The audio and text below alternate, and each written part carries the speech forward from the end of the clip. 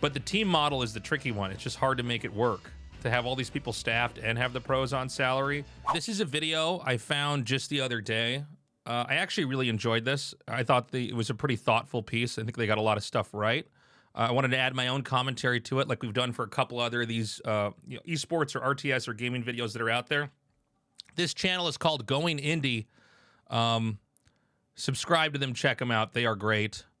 They've got a bunch of good stuff. This is called The Decline of Esports is Over.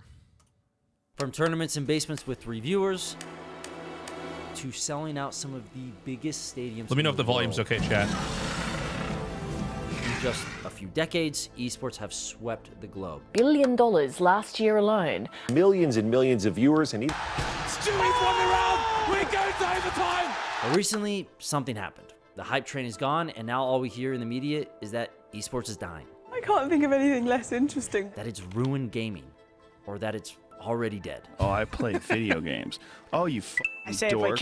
By the way, Joe Rogan, not anti-esports. He interviewed a pro gamer a couple years ago. I think that's where that clip is from. He used to play a lot of Quake back in the day. What if I told you that the media has got it all wrong? That esports isn't dying, and I can prove it with this man. My name is Victor Goossens, and I'm the founder and co-CEO of Team Liquid. Now, Victor... So this is Liquid Nazgul. This guy, I feel like we don't actually talk about him as much in my history videos, but he was like within the pantheon of great old school players when there was a heavy amount of foreigners making the pilgrimage to Korea to compete. He was one of them, but then also is the guy, as it'll explain in a second here, making TeamLiquid.net, which, by the way, has probably had a bigger impact on esports than almost anything else you can imagine, and StarCraft. Was kind enough to chat with me for this video, telling me about his story and how he got into esports and why he's still knee-deep 23 years later. And it's important to understand his story because Victor has been in the scene since the very beginning.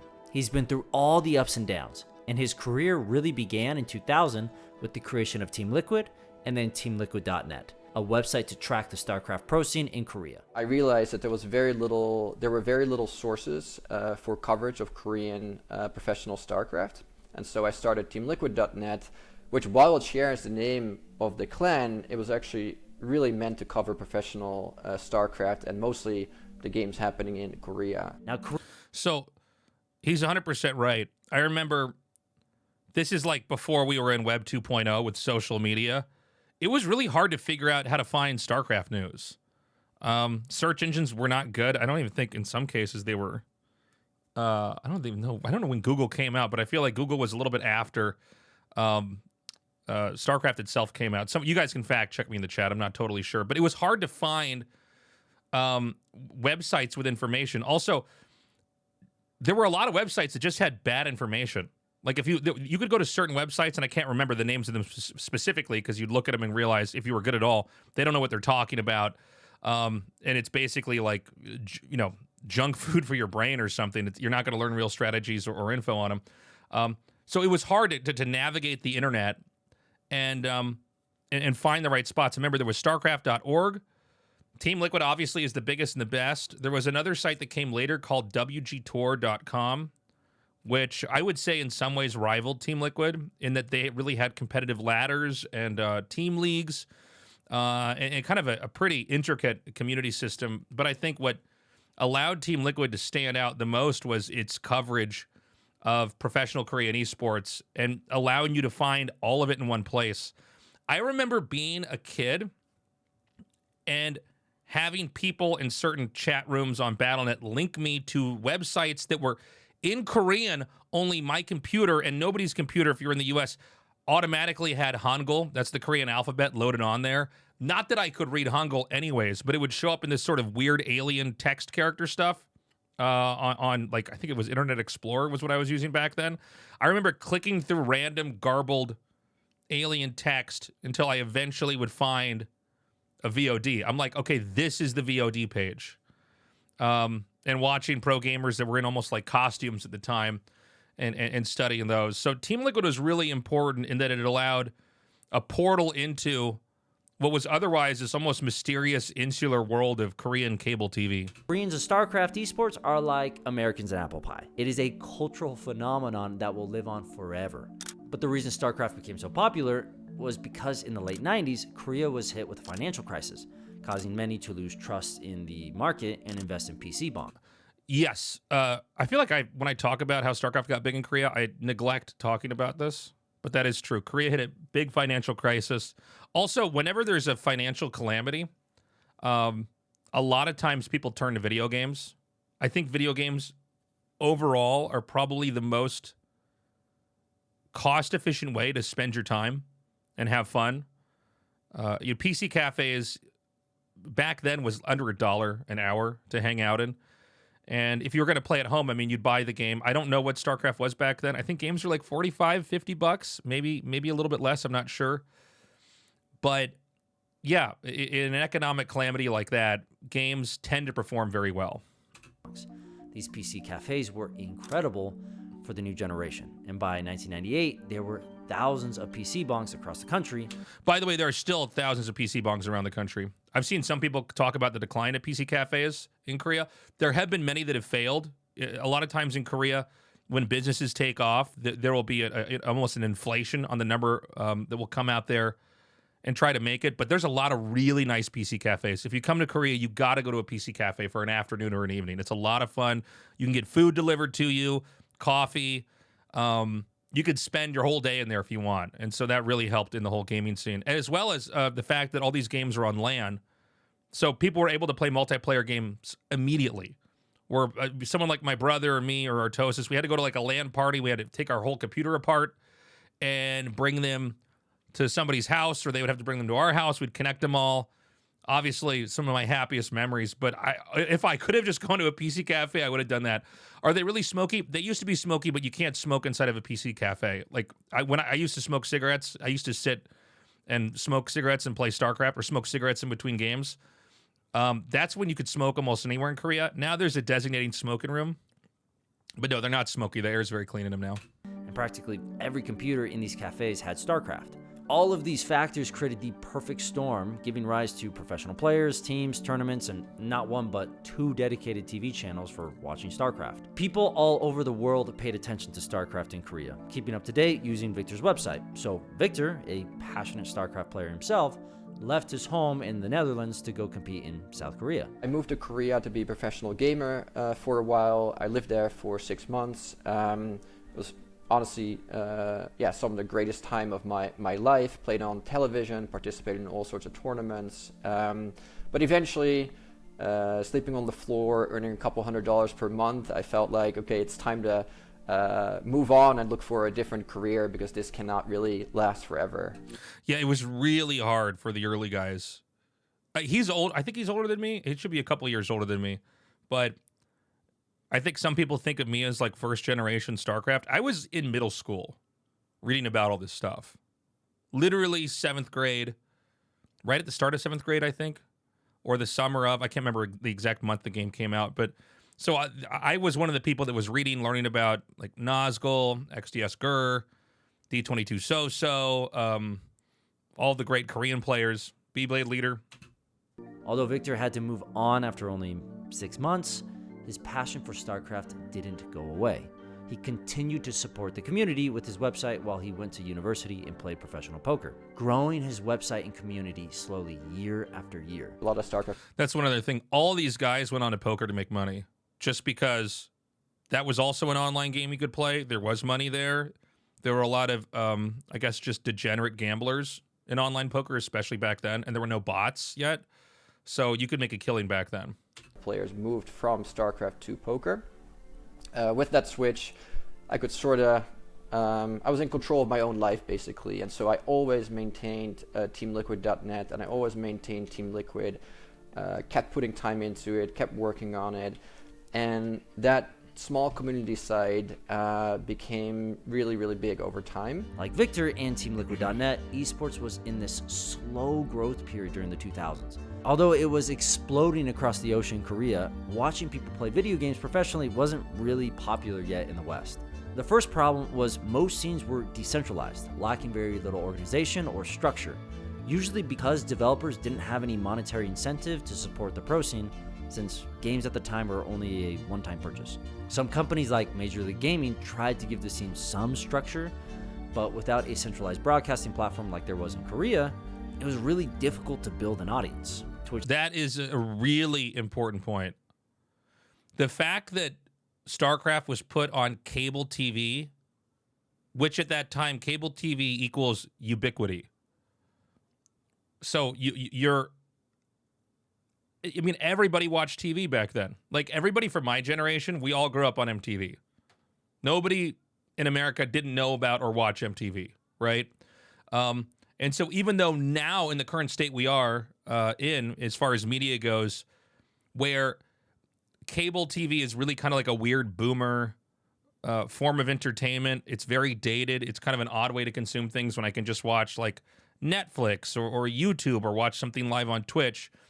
It did immensely boost the presence of StarCraft everywhere in the country because it was unavoidable. Everybody had a TV. Everybody would flick through those channels, and so you get people exposed to that. And as things get more bifurcated, which is not always bad, because people find their own little niches and their own communities, and you can have things that are even more obscure than StarCraft, like early day speedrunning now has its own scene and community. It does make it harder to reach out to these other audiences. It didn't exist yet, and YouTube was still in its infancy.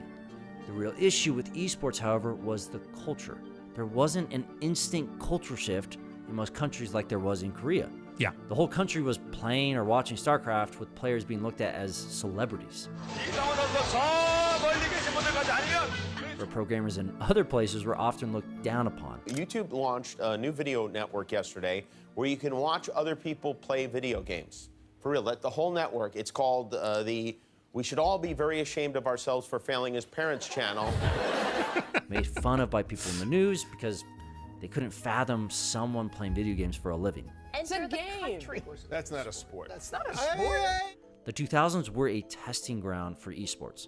Companies and players were doing everything they could to make some money playing the games they loved.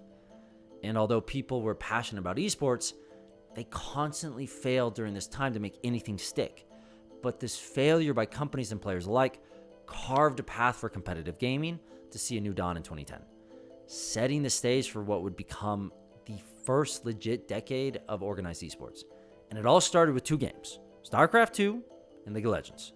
As I explained in my League video, Riot knew organized competition was critical for League's long-term success, which is why they invested in their competitive scene so early on. DJ Wheat. Nowadays, we look at League as this example to emulate. But originally, StarCraft 2 was the... To look at Day 9 and JP McDaniels. Oh my God. He has an old handsome nerd shirt on the right there. esports poster child. So with the rise of StarCraft 2, Team Liquid was officially born, with many others following suit, teams like CLG, Cloud9, 100 Thieves, and many others. Now there were established teams, sponsors, and publisher-backed tournaments. Tournaments like StarCraft 2 and League of Legends World Championships. So I think a lot of people forget that these two games really did come out at the same time. Actually, League of Legends is slightly older than StarCraft 2. Although if you talk to people, they will regard StarCraft 2 as an extremely old game. And League of Legends is like, it's not new, but it's not that old. When in reality, it's, yeah, I mean, they're almost side by side. I think that Riot had a lot of advantages in that was their only game. And so they had to focus everything on that. Where StarCraft had several different IPs and a lot of different ideas in the company. I mean, if you look at what World of Warcraft is, that's totally different than what StarCraft 2 esports was or is. Or what, Diablo had been, or what Hearthstone would soon become. And so I think that allowed Riot Games to be more nimble. Blizzard also used a lot of older models for that. I think StarCraft 2 could have had more success if it was, I think, handled a little bit differently with the multiplayer experience, but I mean, it made a lot of big strides in esports in general. Both featuring massive prize pools for the time. These tournaments would grow bigger and bigger by the year, and by 2015, we had tournaments selling out Madison Square Garden. When I walked into Madison Square Garden in 2015 for TSM versus CLG, and I looked at the crowd, 18,000 seats, totally full. Every ticket sold out in 3 minutes. The booming, the sound, the environment, that was a... This is Devin Nash. He has a great YouTube channel that talks about business and esports and content creation. I would highly recommend it in that he really knows what he's talking about. He's really with it. where I think many people in the space are not as smart as this guy. I would highly recommend you check him out.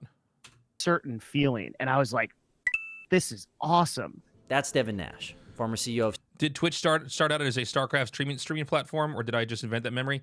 So StarCraft 2 was the biggest game. It was Justin TV, and then all of a sudden, everybody was just streaming StarCraft 2 on it. So that pushed Justin TV to brand as Twitch, because they realized almost everybody's just putting games on this thing. And now here we are. We're streaming this on Twitch. CLG and current founder of Novo. Okay, really awesome guy, and you can hear just how hype esports were at the time. And because all of this excitement, the media started changing their narrative. These professional video game players weren't so odd anymore. They were actually looking kind of cool. And the media weren't the only ones who took notice. Investors were paying attention too. Up until 2017, esports growth looked like this. A nice upward trend, nothing crazy from a money standpoint, but definitely some attractive growth. But when investors saw that line going up and up, they saw potential. An emerging industry ripe for the picking. So investors did what they always do.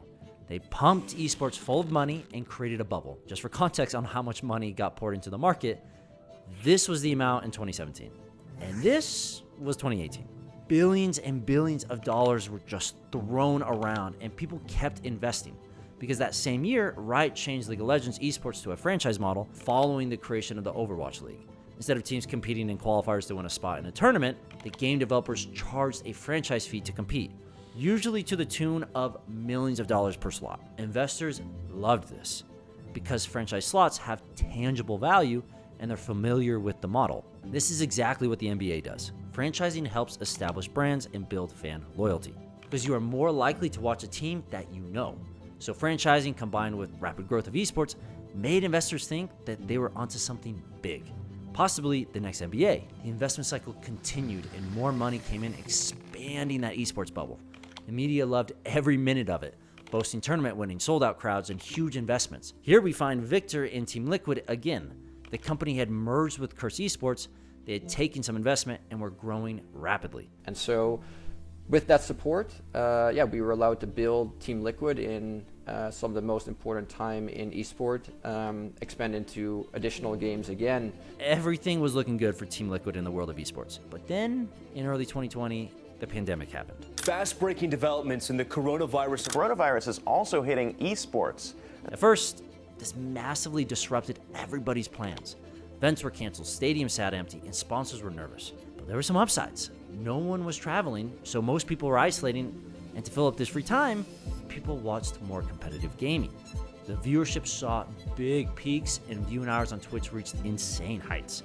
I personally remember watching all sorts of events, including the monthly Coinbox, which is a Smash online tournament supported by Team Liquid and sponsored by Coinbase. This is also when crypto and NFTs started to explode, and we see some of the biggest gaming sponsors ever. Companies like Coinbase, Uniswap. So this was an interesting time. The pandemic, I think, first of all, you had a lot of inflated things like Overwatch League that were going to work out that I think were able to kind of sidestep, at least temporarily, the financial calamities that were to come from the franchising model they had that wasn't sustainable. What Overwatch League did long-term was really bad, and it scared away a lot of investors. If you talk to people in the investing space and you want to get like a gig or some kind of thing funded, a lot of times you don't even want to use the word esports because it's viewed as kind of radioactive because of the damage that happened there. But one of the good things, well, it's not good. The pandemic hit. That also helped boost a lot of numbers, which led to a lot of growth in streaming and possible sponsorships. But you also had the collapse of the crypto bear market. A lot of this stuff was backed up by crypto, exchanges like Coinbase or FTX. If you don't know what happened with FTX, that completely shit the bed. Sam Bankman-Fried is in jail now. But that also tanked a lot of the money that was coming in. So it took a huge hit, as well as just the speculation bubble that was around this in general. If you want to know a little dark secret that would happen in a lot of marketing for these esports events is, so we all know when you talk about esports, you're talking about many different games inside of an idea, right? You've got Smash Brothers, you've got StarCraft, you've got Counter-Strike, you've got Dota. A lot of times when people would go to get sponsors, they would just show them the numbers for eSports, which is literally everything. Can you imagine if I were to show you a number for sports and how big sports is? And so a lot of these companies basically were not really fairly representing the growth of it. And a lot of these investors are too dumb to understand that eSports is not like a monolith, right? Like, I mean, there's other games I like to watch and play, but most of us are primarily RTS focused, right? And there's plenty of esports that are out there that maybe I'm not interested in, but a lot of it was marketed as just here's esports and how much esports has grown versus like tactical shooters or, you know, Counter-Strike alone as of itself. And so I think that led to like getting too much money into the system too quickly that then you couldn't possibly make the money back and make the thing profitable because it wasn't the money that was coming in wouldn't be able to match the output or make it profitable in any way. So little tidbit there. Esports looked like this cash cow of the future.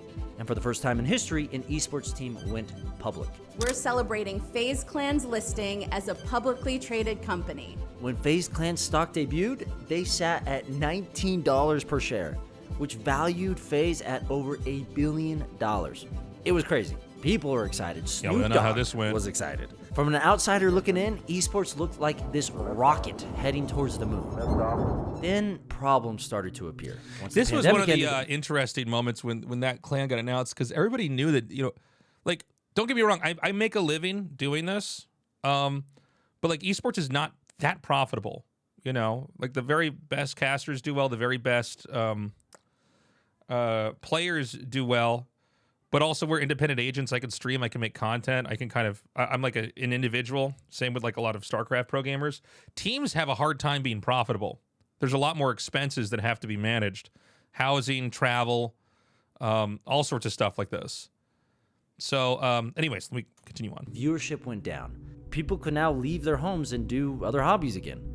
Then crypto and NFT companies started to fail and sponsor money started drying up. FaZe, the shiny example for esports teams, had their shares plummet. And this team seems to be horribly managed, by the way. From everything that I've heard, it really poorly managed. To less than $1, and they might soon be delisted from the NASDAQ. The Overwatch League, the esport that was meant to be the standard of all leagues going forward, closed its doors, screwing a ton of people on the way down. Everybody got burned with that. So sad. And lastly, the cherry on top of all of this chaos, many investors pulled out. Those that pumped esports full of cash just left the scene. What was once the golden goose was now the ugly duckling, and the media just piled on. The global nature of esports is also its downfall. Cutbacks and closures and layoffs. Article after article, video after video just bashed esports. What was once a passionate esports community selling out stadiums had now become jaded, with viewership on the decline.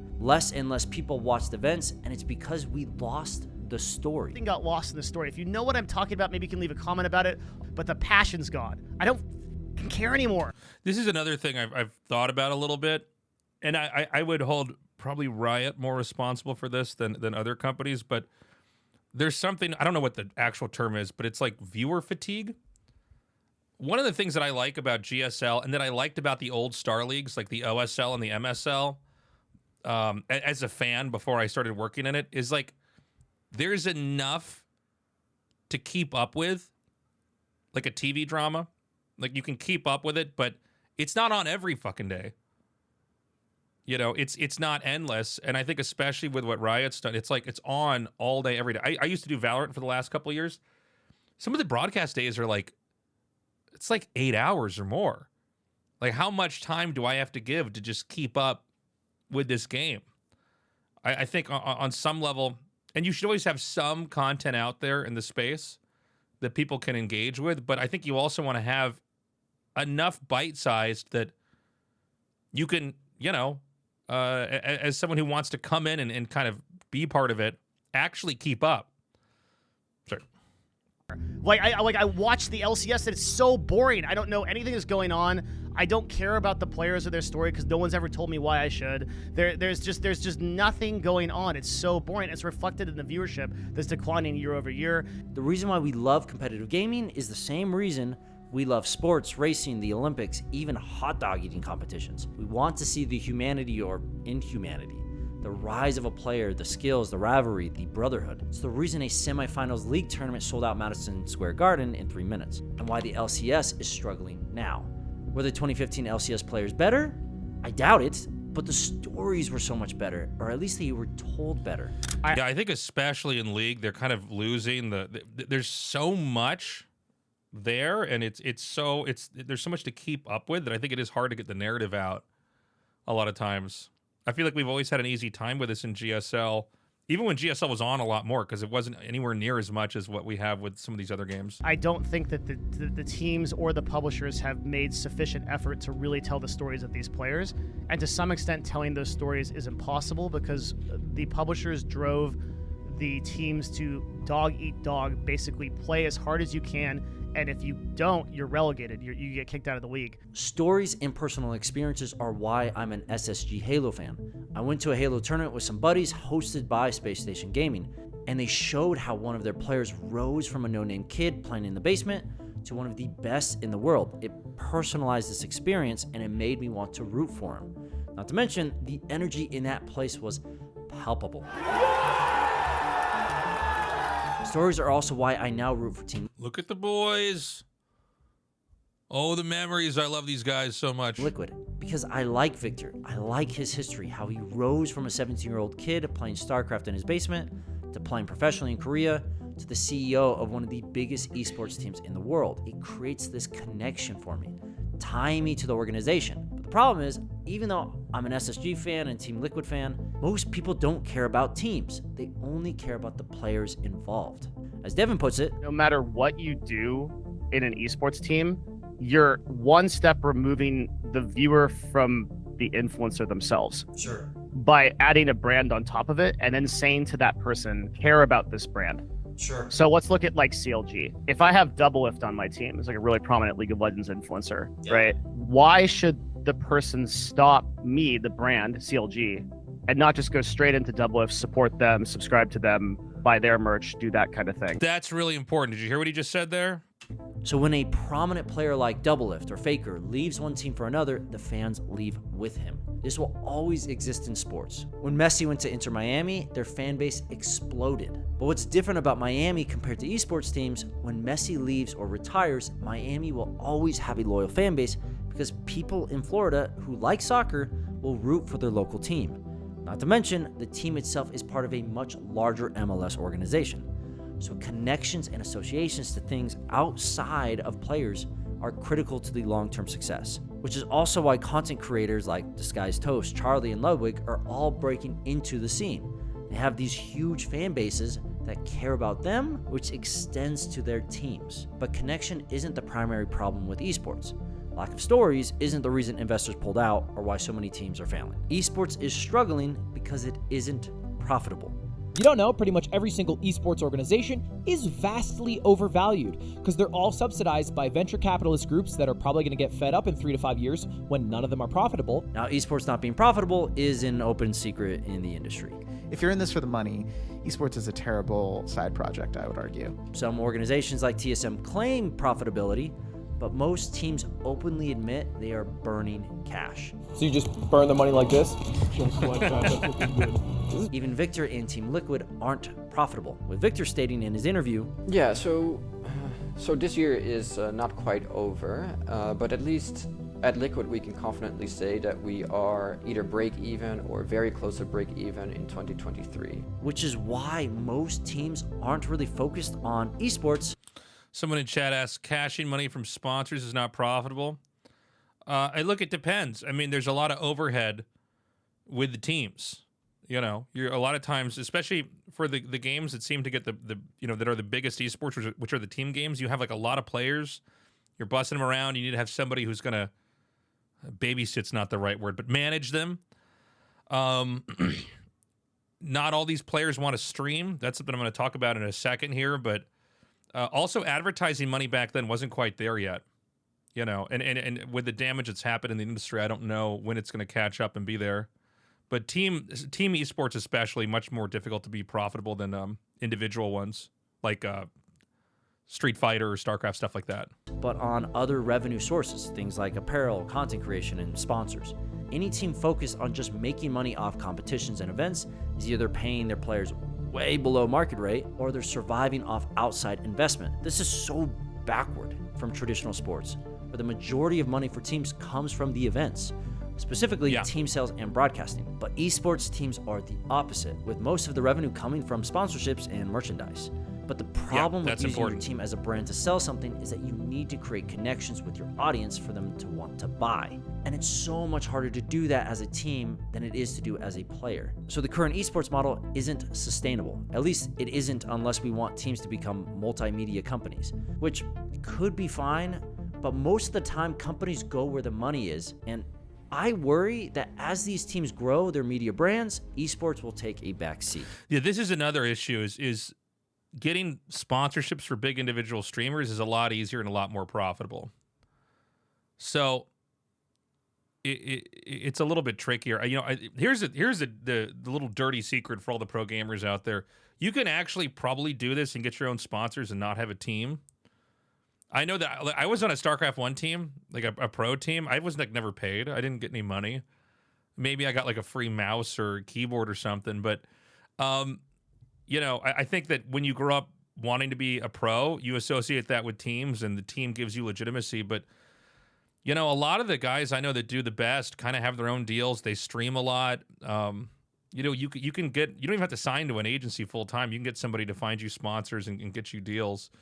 But the team model is the tricky one. It's just hard to make it work. To have all these people staffed and have the pros on salary, it's really tricky. So teams need to find a way to be profitable on their own within esports without having to depend on other revenue sources to survive. But to do that, 4 things need to happen. First, they need to do better storytelling. Yes. Teams need to tell their players' stories better, but they also need to tell their own story. Be more like Victor or Charlie or Disguised Toast. Make me care about your team. Get someone or multiple people to be the face. Someone who won't leave in 2 years for another company. Which brings me to number 2.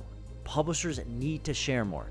Publishers like Riot, Valve, and Blizzard claim esports isn't profitable, which is true if you only look at the numbers, but if you were to look at the bigger picture, esports is extremely profitable for publishers who do it correctly. Think of esports as a marketing arm for publishers. Similar to teams, something to build brand and in-game market value, not something that generates a profit on its own. Yeah, that's been another big issue, is I think a lot of companies viewed it as like this thing in of itself will generate money, where, a lot of esports events, it's almost like, hour-long infomercials for the game. If you can get microtransactions and other in-game items and stuff that players that want to support this can go back into the game and spend money. Like, I don't know how we could quantify how good the League of Legends World Circuit is for League. It's like this massive advertisement, and there's so many viewers. And I think as long as you look at it like that and you try to tie in those all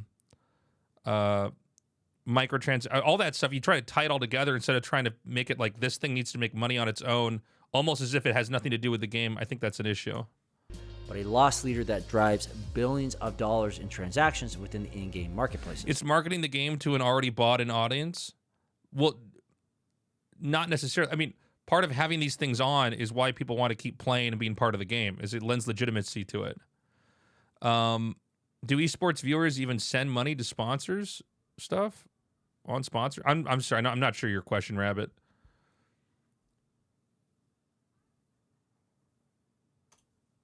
So the real value right now within esports is skins. But most publishers don't want to share the money they make off skins, since that's their primary revenue source. So they give teams some scraps while they hoard the rest. At least most have until recently. Riot is actually trying something new with Valorant. Yes. They removed the multi-million-dollar license fee, and teams are also receiving 50% of the... Because one of the big issues is a lot of these teams are like, we have these players that are totally devoted to your game. We're doing all this marketing for you. And, we don't get a cut of the pie. If the game grows, the team should grow. If the game shrinks, then, okay, the teams don't make as much. But this is a really good thing that Riot's done with Valorant. I hope this impacts other leagues in the future. Revenue from skin bundles. Something league teams have been asking for years. So there's a shift happening in the market that may lead to future growth and more sustainable revenue streams for teams. But that's not going to solve the problem by itself. Teams also need to cut costs, specifically player salaries, which is number 3. Now, I know I'm going to get a lot of flack for saying that, but million-plus yearly salaries made sense when teams had millions to spend thanks to investment. But the esports market didn't grow as expected, and the money is no longer there. So the salaries need to level out to something reasonable, with the goal of finding a path to profitability so salaries can jump way past $1 million. It's like the NFL. A family member of mine played for the New York Jets in the 60s and actually won the 3rd Super Bowl. He was a defensive starter with incredible stats, but he made very little and became a high school history teacher because the NFL didn't have the money like they have now, with some salaries sitting in the hundreds of millions. It's crazy, right? But this is what happens when the market matures. Which brings me to the 4th and final problem, broadcasting. As I explained in a previous video, monetization of broadcasting was limited in the 60s, 70s, and early 80s, predominantly because viewers didn't pay for TV channels. They just bought an antenna, and that was it. But with the introduction of cable and satellite TV, the amount of money in television increased dramatically. These and a variety of other factors are why the NFL has so much money to throw around. They learned how to monetize their events, which is why the NFL is currently being valued at $160 billion. Now, are traditional sports and esports the same? Not at all. Traditional sports don't have the problem esports have, which is the game is owned by someone. Riot owns League of Legends and the rights to its broadcast. Imagine if the NFL owned every football and football field, and if you wanted to broadcast your high school game, you had to pay the NFL or get its permission. This impedes organic growth and is why the Super Smash competitive scene isn't 5 times bigger than it is. Nintendo scares all the money away. But why? Why would you do that? Why would you do any of that? It's why StarCraft in Korea was so successful. Blizzard wasn't involved and the scene was allowed to grow organically with its own teams, TV channels, and more, without publishers screwing it up. Now, that's my own opinion. Many people believe having the publisher involved in an esports scene is better for it, and there are arguments for that. But yeah, I both agree and disagree. I mean, the reality is StarCraft 1, because it was its own thing, it's why it's still kind of okay today. Weirdly, I mean, he pointed out, Nintendo scares sponsors away. It's true, but oh my God, I just almost broke my mic arm. Hold on. Okay. What was I saying? Oh, but Nintendo, in some ways, because it was hands off, and it was also able to grow at the same time. Yeah, they've scared sponsors away. There's a balancing act, basically. There's a way to do this where both sides win. And I think you need to find that sweet spot and figure out how much is the publisher involved. Like, as an example, Counter-Strike's very hands-off. It's done from Valve. It's done very well in some ways. There's a lot of fatigue within the Counter-Strike scene because there's not, a designated downtime, at least from what I understand. That was a couple of years ago. I don't know what it's like now. Riot did a good job overall with League of Legends. There were problems, but I mean, it's had basically the healthiest, longest lasting model that there is. So I think there's some give and take. I think it's important that publishers find their place and that they let individuals and tournament organizers kind of also find their place. In the past, I found, and this was not always true with Blizzard, but there were times where there was almost like an ambivalence about how well or not well if pro gamers in general or casters in general were doing. And then there were periods where they really did care and were hands-on. And I think it's trying to figure out, okay, how much, I would never want Blizzard to totally, back when Blizzard was a good company, nanny me and take care of everything for me. But at the same time, I do want them to give me avenues to grow and have upward mobility. And I hope that we can get more companies that can figure this out. Whatever you believe, the industry as a whole needs to figure out how to monetize broadcasting to be successful. Even extreme examples like what Ovi and I talked about.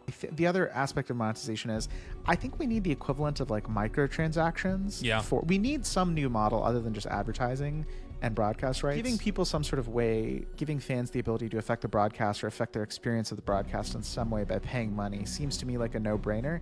Now, will all these ideas work? No. But we need to start thinking about the future like Ovi and learn how esports can survive and thrive. We should be treating this time like the 2000s, testing new ideas to see what works and what doesn't. Like any market, esports has plenty of issues that need to be addressed and overcome. But the key word here is overcome. Yes, competitive gaming didn't blow up as people expected during the investment bubble, but that doesn't mean it's failing. Esports is in its adolescence. It's growing. And like the NFL, it will take time to mature. I strongly believe people like Victor who stay passionate, who grow with the market and keep iterating will turn esports into something bigger than the NFL or NBA. Esports are just so accessible and global. Ignore the media. They focus on the short term and the now. They bash esports in the past, and pretty soon, they'll be praising it again. Oftentimes, I fall into this trap myself, letting my emotions in the moment dictate what I say versus researching the answer and thinking about the future. It's the human in us to think negatively. But I believe esports has just hit a stumbling block, and like any stumbling block, it can be turned into a stepping stone to lift you to something greater. Be like Victor and believe in the future. Esports is not dying. It's just begun. Look, I know the current time in esports is definitely not easy, and a lot of people, companies, but people as well, are feeling some pain and have some negative experience around that. There are no fundamental issues with esports. There are revenues in esports that are real. It is just about like building an appropriately sized business according to those things, and it's a little bit of a tough time right now when businesses have been built based on investment, and you just simply cannot just scale that back overnight and recalibrate your business so easily. And yeah, that is causing definitely some struggles, some friction that is real. Passion for gaming, passion for esports, viewership for esports, these things are all real, and if those things are real, eventually like a sport will be built upon it that is sustainable. We believe in that. We will continue to strive for that, and yeah, we are definitely here to stay. Esports is something I've been passionate about for a while, which is why the second video I ever made is about Nintendo's hatred for the Super Smash competitive scene. So if you want a deeper look at the insane world of Nintendo's esports, click here to watch. Honestly, that's something we could react to another point in time, because I have a lot of opinions on Nintendo as well. Okay, so a couple of thoughts. I see some of you guys in the chat making some points, because I hear this a lot. People talking about, well, Blizzard came in and took over, and then it did really poorly. So Blizzard clawed back StarCraft eSports, which was put on illegally on TV in Korea, where they never got permission. When Blizzard tried to get involved, they iced them out. When Blizzard came in for StarCraft 2 and tried to develop the esports scene, that was under the when Mike Morhaime was in charge of the company. He did a really good job. They also tried to make esports for all their games. Those were all growing. Heroes of the Storm, Hearthstone. And then he got pushed out of the company. And the next group of leadership completely wiped out all the esports. So you had Blizzard take, I think people don't appreciate this, Blizzard took control of everything, was willing to lose money, over the next decade or so to try to build it out, to be positioned to really be huge in esports at the time. And then those people got pushed out, and it completely killed, well, didn't kill, but it was incredibly destructive to the entire ecosystem. So when people say that publishers shouldn't get involved because it's bad, and I think there are definitely some criticisms that can be leveled at Riot, you need to understand that, like, the people that actually wanted to foster esports got axed, and then all the people under them got axed.